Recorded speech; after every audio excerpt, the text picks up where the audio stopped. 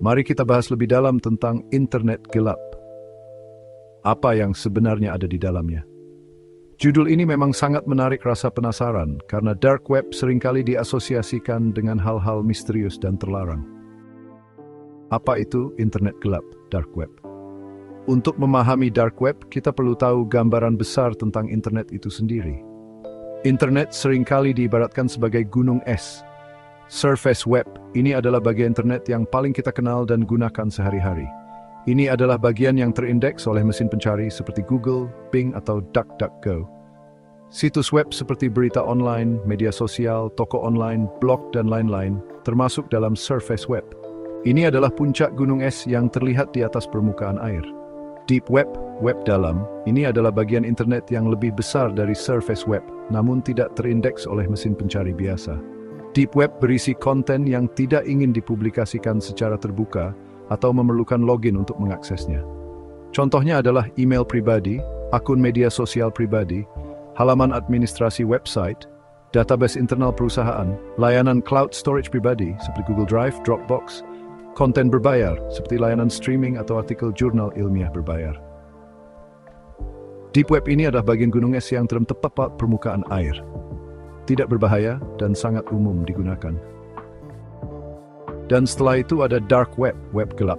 Inilah bagian internet yang paling dalam dan tersembunyi. Dark web adalah bagian kecil dari deep web dan memiliki ciri khas. Tidak terindeks oleh mesin pencari biasa, Anda tidak bisa menemukannya dengan Google atau Bing. Memerlukan perangkat lunak khusus untuk mengakses browser khusus seperti Tor atau I2P diperlukan untuk membuka situs dark web. Alamat situs yang unik dan rumit. Alamat situs dark web biasanya berupa rangkaian karakter acak dan diakhiri dengan domain seperti .onion. Contohnya, alamatnya bisa seperti anonimitas. Jaringan dark web dirancang untuk menyembunyikan identitas pengguna dan lokasi server, sehingga memberikan tingkat anonimitas yang tinggi. Dark web adalah bagian terdalam dari gunung es, sangat tersembunyi dan sulit diakses. Apa yang sebenarnya ada di dalam dark web? Isi dark web sangat beragam dan seringkali dikaitkan dengan aktivitas ilegal, tetapi juga memiliki sisi yang lebih kompleks.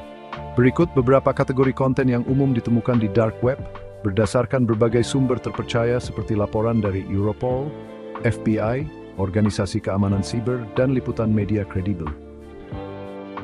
Sisi gelap aktivitas ilegal dan gelap darknet marketplace. Ini adalah pasar online ilegal tempat diperdagangkan berbagai barang dan jasa terlarang. Beberapa contohnya antara lain narkoba. Berbagai jenis narkotika dan obat-obatan terlarang diperjualbelikan secara bebas. Senjata api, senjata ilegal dan bahan peledak dapat dibeli.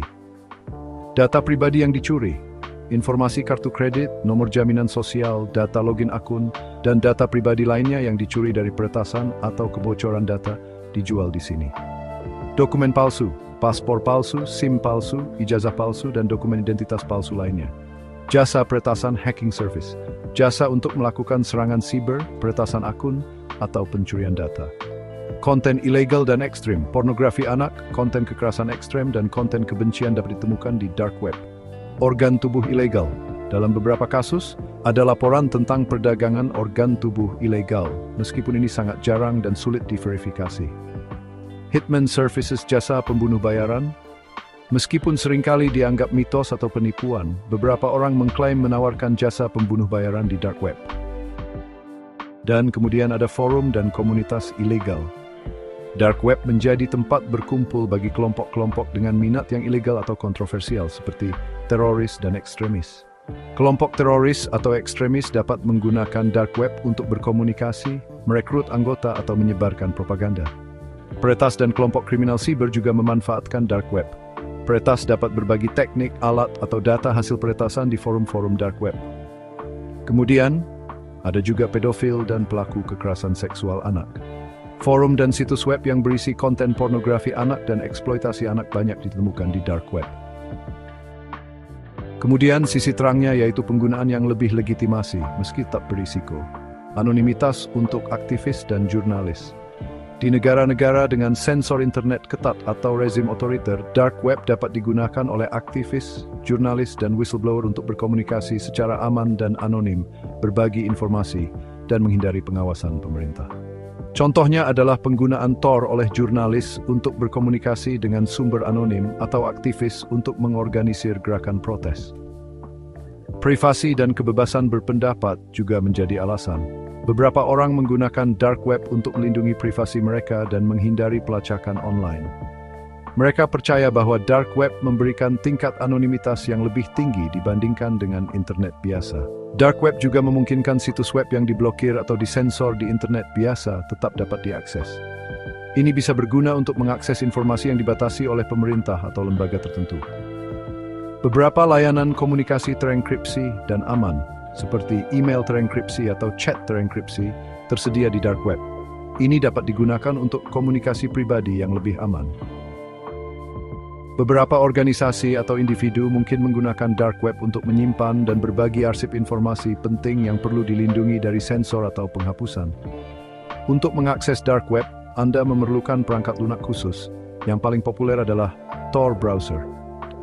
Tor browser adalah versi modifikasi dari Firefox yang dirancang untuk merutekkan lalu lintas internet Anda melalui jaringan anonim Tor. Ini menyulit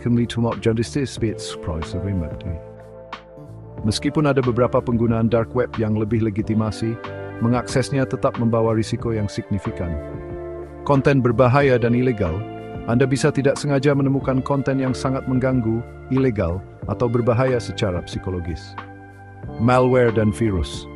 Situs-situs di dark web seringkali kurang diawasi dan mungkin mengandung malware atau virus yang dapat menginfeksi komputer Anda. Penipuan. Banyak tawaran di dark web, terutama di pasar gelap, adalah penipuan. Anda bisa kehilangan uang atau data pribadi tanpa mendapatkan apapun. Pengawasan hukum, meskipun dark web menawarkan anonimitas, aktivitas ilegal tetap ilegal. Aparat penegak hukum terus berupaya memantau dan menindak aktivitas kriminal di dark web. Mengakses konten ilegal, bahkan hanya karena penasaran, bisa berpotensi menimbulkan masalah hukum.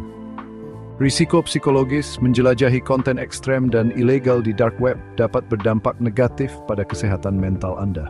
Jadi kesimpulannya, dark web adalah bagian tersembunyi dari internet yang berisi berbagai macam konten, dari yang ilegal dan berbahaya hingga yang memiliki tujuan lebih legitimasi, seperti anonimitas dan kebebasan informasi.